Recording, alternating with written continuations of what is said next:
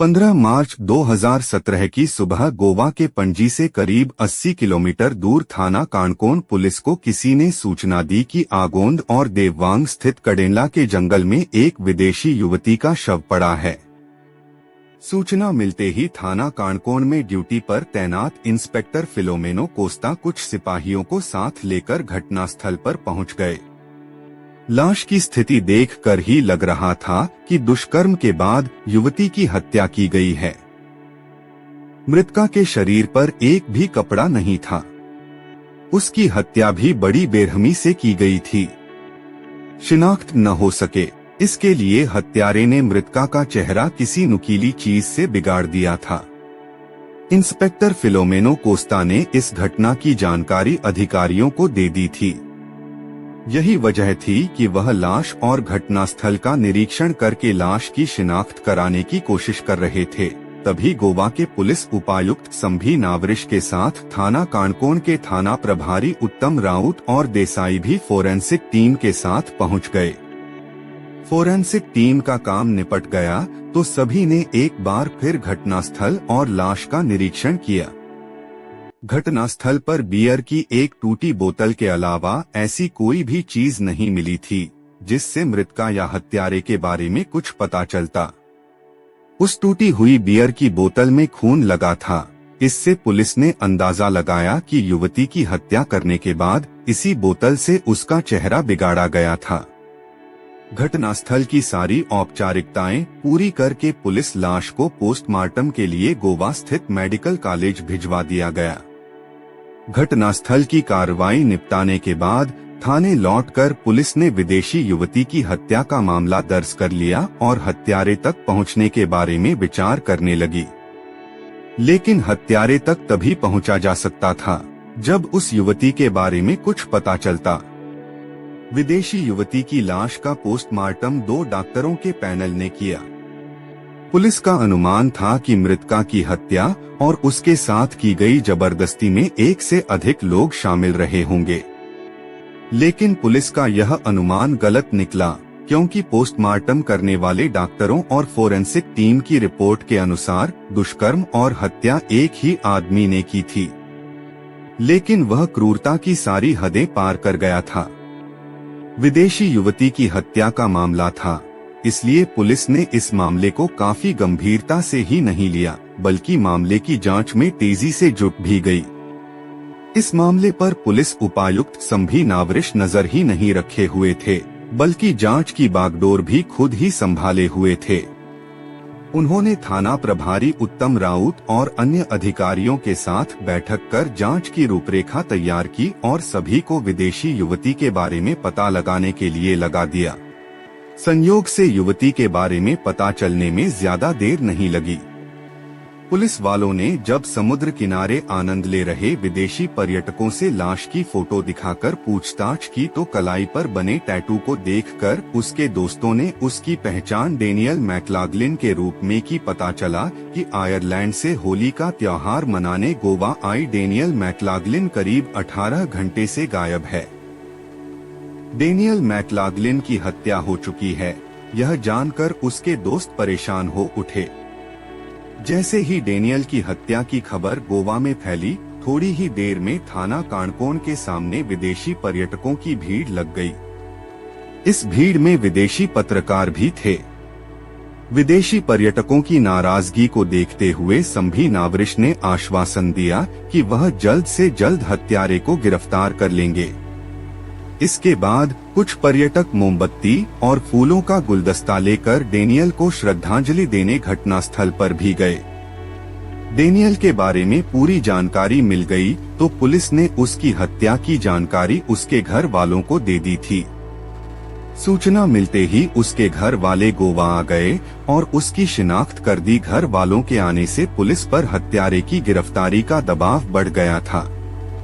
Police का मानना था कि डेनियल की हत्या किसी अपराधी प्रवृत्ति के ही युवक ने की है, इसलिए पुलिस ऐसे युवकों के बारे में पता लगाने लगी। कुछ युवकों को थाने बुलाकर पूछताछ भी की गई, लेकिन कुछ पता नहीं चला। हत्या के इस मामले में इंस्पेक्टर फिलोमेनो कोस्ता कुछ ज्यादा ही दिलचस्पी ले रहे थे। इसलिए पुलिस अधिकारियों ने उन्हें ही इस मामले की जांच सौंप दी। सहयोगियों की मदद से वह उन युवकों के बारे में पता कर रहे थे जिनकी गतिविधियां विदेशी पर्यटकों के बीच संदिग्ध थीं। काफी कोशिश के बाद भी जब वह हत्यारे तक नहीं पहुंच सके तो उन्होंने गोवा और काणकोण के समुद्री किनारे पर बने पबों और रेस्टोरेंटों में लगे सीसीटीवी कैमरों की फुटेज निकलवा कर देखी।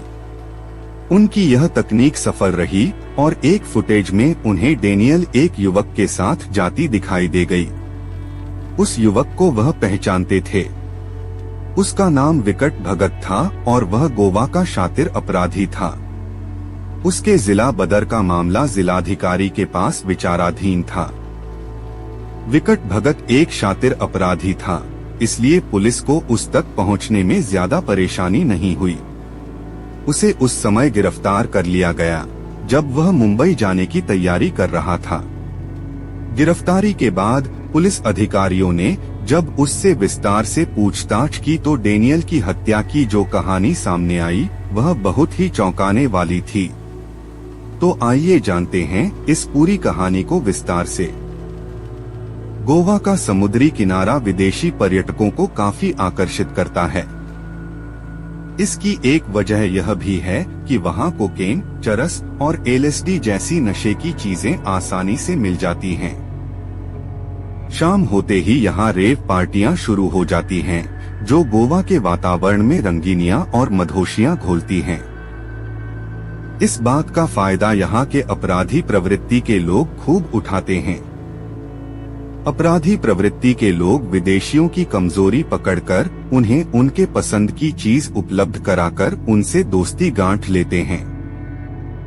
इसके बाद मौका मिलते ही इसका फायदा उठाने से नहीं चूकते। इसमें सबसे ज्यादा फंसती हैं विदेशी महिलाएं। वे ऐसे लोगों के झांसे में जल्दी आ जाती हैं। जाल में फंसते ही ये शातिर लोग उनकी कमजोरी का पूरा फायदा उठाते हैं। कभी कभी ऐसी महिलाओं को जान भी गंवानी पड़ती है। डेनियल का भी ऐसा ही मामला था। इसके पहले भी इंग्लैंड की रहने वाली 14 साल की स्कारलेट की हत्या हो चुकी थी। डेनियल का हत्यारा 23 वर्षीय विकट भगत भी ऐसा ही शातिर अपराधी था। वह गोवा की पणजी तहसील के थाना काणकोण का रहने वाला था। स्वस्थ और सुंदर विकट के घर की आर्थिक स्थिति ठीक नहीं थी, जिसकी वजह से वह ज्यादा पढ़ लिख नहीं सका। पिता के पास थोड़ी जमीन थी, उसी पर खेती करके वह किसी तरह परिवार को पाल रहे थे। जिम्मेदारियों को निभाने के चक्कर में वह बेटे पर ज्यादा ध्यान नहीं दे सके, जिसकी वजह से वह आवारा ही नहीं, अपराधी भी बन गया। अभावग्रस्त और आवारा दोस्तों के साथ रहने की वजह से 13 साल की उम्र में ही विकट अपराध की राह पर चल पड़ा था। अपने कुछ आवारा दोस्तों के साथ वह पूरा दिन गोवा और काणकोण के समुद्री किनारों पर घूमता रहता और विदेशी पर्यटकों की पसंद की चीजें यानी चरस, गांजा, कोकेन, LSD जैसे मादक पदार्थ उपलब्ध कराता। ऐसे में ही मौका मिलने पर कभी कभी विकट विदेशी पर्यटकों का सामान भी उड़ा देता। उस सामान को बेचकर वह दोस्तों के साथ मौज मजा करता। जैसे जैसे उसकी उम्र बढ़ती गई, वैसे वैसे वह शातिर होता गया। वह पढ़ा लिखा भले कम था, लेकिन गोवा के माहौल में रहने की वजह से अंग्रेजी अच्छी बोल लेता था। 18 साल का होते होते विकट शातिर अपराधी बन गया था।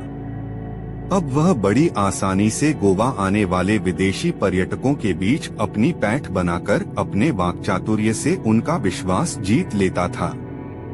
इसके बाद मौका मिलते ही वह उनके साथ विश्वासघात करने से नहीं चूकता था। मार्च 2014 में पहली बार काणकोण पुलिस ने विकट भगत को उस समय गिरफ्तार किया था, जब वह किसी विदेशी पर्यटक के सामान पर हाथ साफ कर रहा था। पूछताछ में उसने विदेशी पर्यटकों के साथ किए गए 20 अपराध स्वीकार किए थे, लेकिन ठोस सबूत न होने की वजह से वह अदालत से जल्दी ही बरी हो गया था। 28 वर्षीय डेनियल मैक्लागालिन और विकट भगत की मुलाकात नवंबर 2015 में गोवा में हुई थी। उस समय डेनियल अपने कुछ दोस्तों के साथ गोवा घूमने आई थी। तब गाइड बनकर विकट ने उसे गोवा ही नहीं घुमाया था, बल्कि उसकी हर तरह से मदद भी की थी। यही वजह थी कि डेनियल की विकट से गहरी दोस्ती हो गई थी।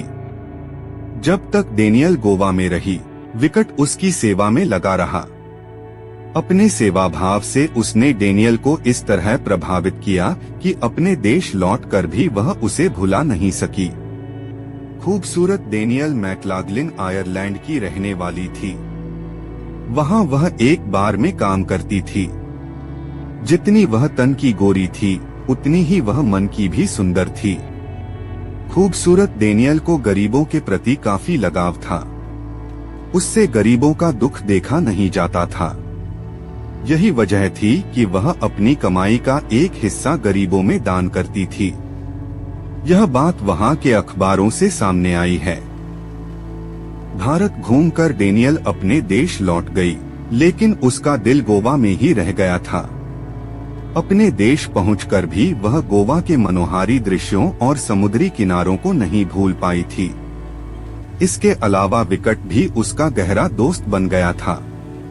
दोनों फेसबुक और व्हाट्सएप पर घंटों चैटिंग करते थे।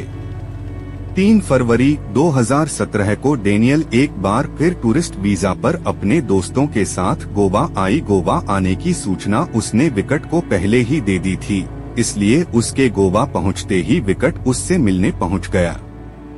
उसके आने से विकट काफी खुश था। इसके बाद दोनों गोवा की कई रंगीन रेव पार्टियों में शामिल हुए। डेनियल विकट के साथ घंटों घूमती फिरती और बातें करती। इसका विकट ने कुछ अलग ही अर्थ निकाला। उसे लगा कि डेनियल उसे प्यार करने लगी है। उसका सोचना था कि विदेशी औरतें दिलफेंक और खुले विचारों की होती हैं। वे सेक्स में किसी तरह का परहेज नहीं करती। उसने डेनियल को भी इसी तरह की समझा, जबकि डेनियल ऐसी नहीं थी। फिर भी वह डेनियल के पीछे पड़ गया। वह डेनियल को सेक्स के लिए राजी कर पाता, उसके पहले ही होली का त्योहार आ गया। डेनियल ने भी दोस्तों के साथ होली खेली। उसने थोड़ी भांग भी खा ली थी। होली खेल कर देह पर लगा रंग समुद्र के पानी में साफ कर रही थी। तभी उसे विकट भगत अपने 4 से 5 दोस्तों के साथ आता दिखाई दे गया। विकट ने भी डेनियल को देख लिया था। उस समय डेनियल ऐसे कपड़ों में थी कि विकट की नजर उसकी देह पर चिपक कर रह गई। डेनियल को उस स्थिति में देखकर विकट की हवस जाग उठी। मन में तूफान उठा तो वह दोस्तों को भेजकर खुद डेनियल के पास पहुंच गया। उसे देखकर डेनियल पानी से बाहर आ गई, लेकिन उसके बालों से अभी भी पानी टपक रहा था। साथ ही उसके कपड़े भी भीगकर शरीर से चिपके थे, जो विकट के मन में दबी वासना को भड़का रहे थे। पानी से बाहर आने के बाद डेनियल विकट से बातें करते हुए समुद्र के किनारे धूप में टहलती रही। विकट के मन में क्या चल रहा है, डेनियल को इस बात का आभास नहीं हो सका। उसके कपड़े सूख गए तो वह विकट के साथ जाकर एक रेस्टोरेंट में बैठ गई। खाना खाते हुए वह विकट से बातें करती रही। बातें करते हुए विकट ने डेनियल को एक नई जगह दिखाने को कहा तो वह उसके साथ चलने को राजी हो गई। इसके बाद वह डेनियल को अपनी मोटरसाइकिल पर बिठाकर कडेला के जंगल की ओर चल पड़ा। जंगल में सुनसान जगह पर मोटरसाइकिल रोककर उसने डेनियल से शारीरिक संबंध बनाने की इच्छा जाहिर की तो वह राजी नहीं हुई। यही नहीं, उसने विकट को आड़े हाथों लेते हुए खूब खरी खोटी भी सुनाई। उसका कहना था कि वह उसका दोस्त है, इसलिए उसे दोस्त के बारे में ऐसा नहीं सोचना चाहिए। लेकिन वासना की आग में अंधे विकट भगत पर डेनियल की बातों का कोई असर नहीं हुआ। वह उसके साथ जबरदस्ती करने लगा। डेनियल ने उसका जमकर विरोध किया। अपने मकसद में कामयाब होते न देख विकट को गुस्सा आ गया। वह डेनियल के साथ मारपीट करने लगा। डेनियल भी उससे भिड़ गई, जिससे विकट को भी चोटें आईं। आसानी से काबू में आते न देख विकट ने डेनियल का गला पकड़कर दबा दिया। डेनियल बेहोश कर गिर पड़ी तो विकट ने उसके सारे कपड़े उतारकर अपनी वासना की आग ठंडी की। डेनियल के साथ जी भर कर मनमानी करने के बाद उसे लगा कि होश में आने के बाद यह उसे पकड़ा सकती है, तो उसने उसकी हत्या कर दी। इसके बाद उसकी पहचान न हो सके, उसने साथ लाई बियर की बोतल को तोड़कर उसका चेहरा बिगाड़ दिया। इसके बाद उसका सारा सामान लेकर वापस आ गया। पुलिस ने हत्या के इस मामले को मात्र 36 घंटे में सुलझा लिया था। पूछताछ के बाद पुलिस ने उसे गोवा के मेट्रोपॉलिटन मजिस्ट्रेट की अदालत में पेश किया, जहां से उसे जेल भेज दिया गया। आगे की जांच इंस्पेक्टर फिलोमेनो कोस्टा कर रहे थे।